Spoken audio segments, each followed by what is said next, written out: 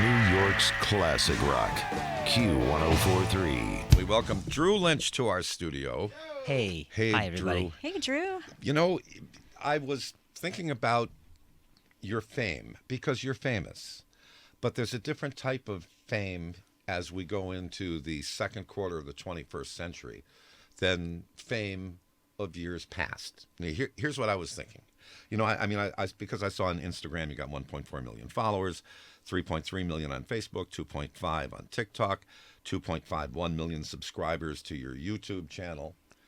You make it sound so nice. Well, it is nice. It is nice. But I was watching some old videos on YouTube, and there was a clip from a show called The Hollywood Palace, and Fred Astaire was hosting it.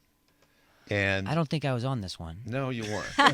It was A little bit before your It was time. in 1965, 66. But Fred Astaire, as he was introducing the act that was going to come on, said, "Just 6 weeks ago, these 5 young people formed a musical group, and just like that," he snapped his fingers, "they have the #1 song in America."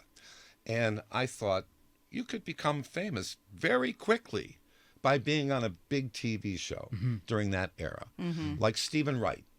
Stephen Wright, the comedian, was Yeah. performing in a Chinese restaurant in Massachusetts, and then he had one appearance on The Tonight Show with Johnny Carson, and the next day He blew up. he was Yeah. famous. Yeah, and I can't even get in at that Chinese restaurant to do shows. No, but it's just the younger talent, younger comedic talent especially, because you're really kind of on your own. You're not being produced and directed by other people. You're putting your own thing together.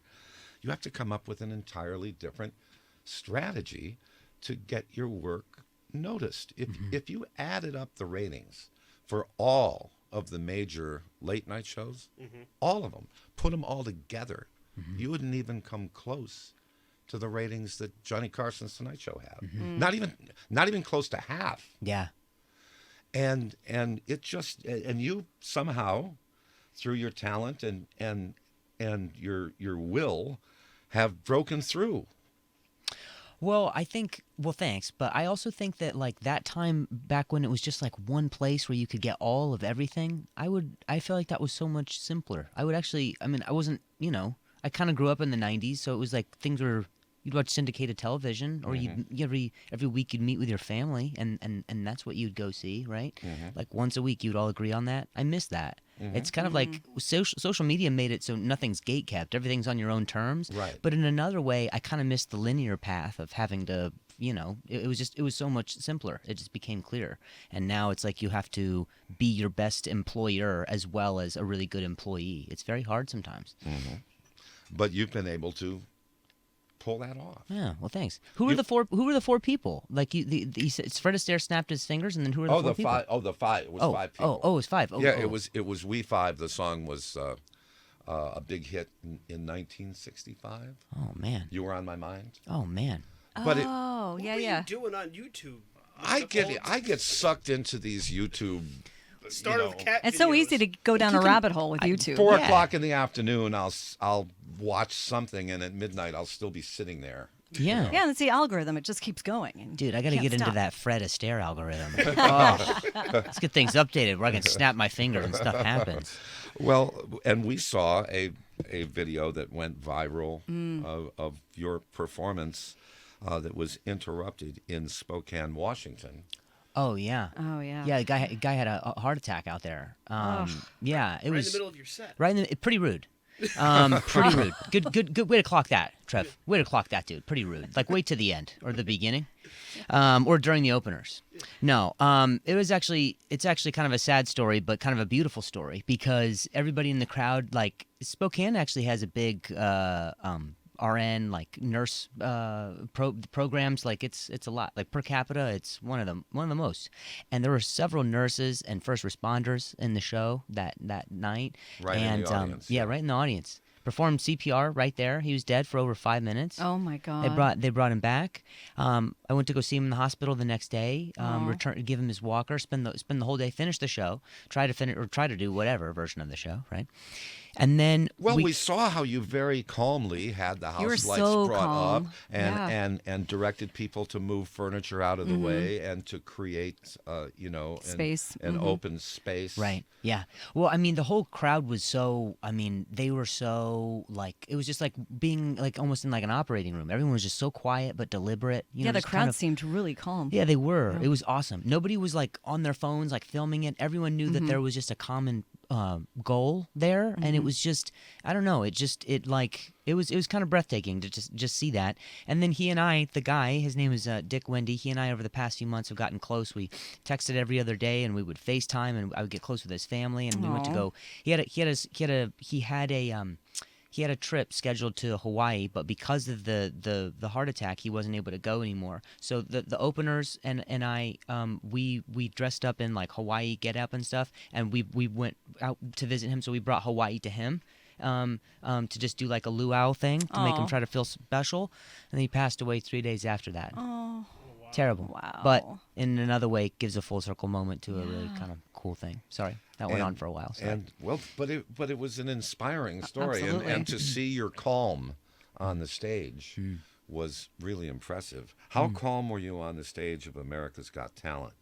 Well, I guess that one's a way different. I mean, I was so young. That was 11 years ago. So it's yeah, crazy but to I mean, think. were you scared? I was. You know why? I was because I didn't want to. I was scared for the interview. I was like, just anybody other than Howard Stern, please have anyone other than Howard interview me. And of course, he was the guy who interviewed me. Funny, I was Jim hoping. had that same feeling when Howard interviewed him too. I mean, he's just, as you know, he's such a figure, you know, Yeah. and comics, like, we can do whatever to our set to make sure that we have that prepared. That's all the legwork that I need to do before I even get there. But the interview, like, all that's just off the cuff stuff, and you're trying to be like, I want to be likable early, and this guy's so, like, he's known for scrutinizing, and so in one way it's like you appreciate it, but in another way it's a little daunting. Well, you had the golden buzzer performance. Yeah. Yeah. The very first one, I guess they said. That was like the very first one. And it's clear when you watch the footage back because I have no idea what's going on. Howie, I did my set, which is like 90 seconds. It's like no time at all. You know, I'm stuttering. Howie's like, I love it so much, and he stands up and he hits his desk. I don't see what's on the desk, but he hits his desk. There's a button on the desk, and confetti starts come down like that from the sky. And I You're didn't like, know this must be good. it was. Well, yeah, but I didn't know. I thought it was cash, so I didn't know it was confetti initially. You just see a bunch of stuff, and then I'm so naive. I thought I won the show. I was like, that's it. All the cash is coming right now. I did only- one. if All I had to only. do was one show, one performance. That's how good I was. Everyone's like, it's done. We know who wins. So it was pretty crazy. It's Reggie 13. just I'm starts so jumping dumb. up and down, grabbing. I was. For a second, I was. I'm so dumb. It's 8:13. They have some of those places have those cash booths. Oh yeah. Where the cash yeah. is You getting have to blown grab around as by much the as air. you You can. have to grab Yeah, as much go as right you to the can. ground. Why is everybody staying up? Yeah. Everybody's staying up, That's a dude. good Go point. right to the ground. Right. No, going to the ground is the correct way to Yeah. get the most money. Now but everybody most people knows. don't know that. I know, and I do the same thing for my stripper shift. Right to the ground. Right to the. It's 8:13. Don't spend all this time on the pole, Jim. We're with Drew Lynch. We'll be right back. He fits right in. At Q104.3. Well, Drew Lynch is with us, and you had a traumatic brain injury as a result of something that happened during a softball game. Yes, sir. What happened? Well, it was a freak accident when I was 20 years old. I went up to field, so I was actually playing a pickup game with a comedy club that I worked at. So I just worked a door at a comedy club. I didn't even want to do stand-up. I was out there to do acting. This was my first year living in L.A. I had an agent. I had a manager. I had auditions. I had callbacks lined up. I was on hold for appointments that week to be able to go in, hopefully, to secure some jobs. And they had to pick up like softball league, and I was just playing shortstop. I just kind of went up, and it took a bad hop. It hit me in my throat, and I had fallen and hit my head on the ground. and everybody thought that like the impact of whatever happened to my throat was the more significant of the two injuries, but it was really just the smacking my head on the ground, not recognizing that at that time it was diagnosed as a concussion, but it was later diagnosed as a TBI. And I woke up the next day, so they told me that I was out of sorts. Don't come into work tonight.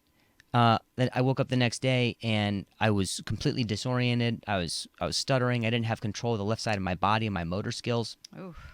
And I remember my roommate had to like drive me to the hospital, and my parents flew out that night. It was a whole like traumatic thing. Like the whole thing was traumatic, and I didn't get hired anymore to do like any acting work. They're like, come back when you get better. I was pretty devastated by that because I never, that was all I ever wanted to do.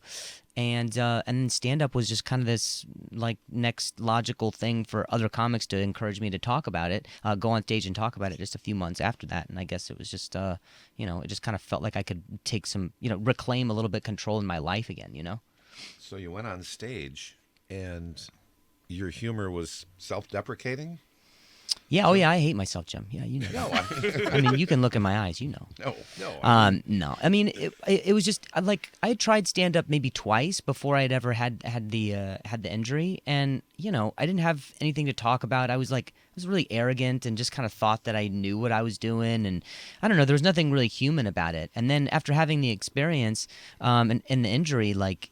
I had so much to share about it. I had so much like anger and frustration, all these things. These things are actually great for comedy. Putting things in the form of a complaint is actually a nice kind of pushing off point for comedy. And that was just kind of me talking about my experience and seeing trying to connect to people with people that way. Well, one of your specials is called Concussed. Mm-hmm.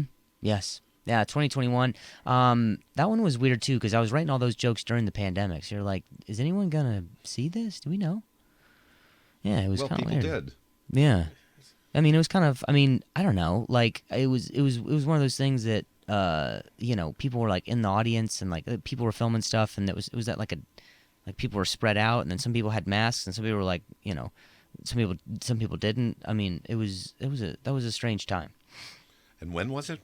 Exactly when you did it? That was 2021. We were still completely locked yeah. down here. Uh-huh. Is that what happened here? Yeah, we were. Yeah, it wasn't until the middle of I 2021 when didn't see Jim you started going anywhere. Yeah, I didn't see Jim for 16 months. Oh man, Yeah. man, you guys didn't It's get. only a couple blocks away, but They made me work from home. I hated it. You didn't. Oh yeah. Did you like zoom in? You guys didn't like zoom in to do the show and we, stuff. we Yeah. did, but like I met Jim for the job, and then 2 weeks later I didn't see him for 16 months. Oh, so I was man. in the studio, and Jim was. Oh, bad at home. influence, Trevor. Jeez, dude. I know. You brought a whole lot of juju, man. Well, your goal was to be an actor. Now you still have those dreams. Yeah, aspirations. Yeah, absolutely. Yeah, I love it. I mean, You've done some. Yeah. Absolutely. But the whole, like, it's kind of like what we were talking about earlier. It's like, it's not just like you could just be a comedian anymore. Or you had one single path and this was all you had to work on linearly. Now it's like you got to produce everything on your own. You got to I got to write a thing and then I got to act in it and then I can edit it or I can hire somebody to edit it and be in it. But with all your like YouTube shorts and all the things that you write and do you like doing that stuff more now, or is your heart still like into comedy and getting on stage? Oh man, this is so tough. It's like I like it all, but it's like it feels like algorithms want you to be one thing. You go to like a page and it's like you just do this thing, right? So that's kind of hard. I like doing all types of stuff, and I don't know. I'm just a creative idiot, really. Like I don't have no one supervising me, and that's a problem. And in today's world, like you just said, you almost have to anticipate an algorithm that is kept secret from you. Right. In order right. to figure out what it is that you have to do in order to reach an Yeah, audience, which yeah. can be frustrating. Absolutely, and try to like self-evaluate in a way that how is this appearing to other people, and like that, like even like engages a part of your ego that you're not even supposed to be. You're just supposed to be like, well, I'm just supposed to be kind of a person. I just want to be a person, and then whatever else happens, kind of happens. But it's not that way anymore. You almost have to produce yourself, which is why I have a team of people who like are in charge of being like, this is how this is going to look. This is what this does. This is this video. It's a whole production Yeah, company now. you need to have a team. Oh Yeah. my God. Yeah. Instead of being cast in a great show, Yeah. you have to do it all. Make Right. a studio. Yeah. Yeah, exactly. So, Drew Lynch, it's time for shameless plugs. Oh, okay, cool. We talking about my hair transplant? We're talking about, no. Wow, it's a fabulous job. You literally teed it Couldn't up even for tell. him, yeah. Shameless plugs. Shameless Brought to you by Jim Kerr.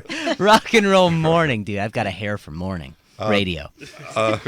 Shameless plugs. Let us know what's going on. Okay, sure. Mentally, it's not great, guys. But tour-wise, I'm just kidding. I'm just being stupid. Tour-wise, drewlynch.com is my website, and all my tour dates are on there. And I travel around. I am always filming stuff, so my YouTube and socials is at the Drew Lynch everywhere. And this is the Jim Kerr Show, so be here as well. Okay. Thank you. Thanks, Jim. Thanks for getting up early in the morning and Yeah. walking through the snow. Yeah, dude. That was higher. That was taller than me. We haven't had this much snow in 5 years in New York, and he's here just in time for Yep. it. Okay, it's Lucky time. guy. It's time for the news. New York's classic rock. Q1043.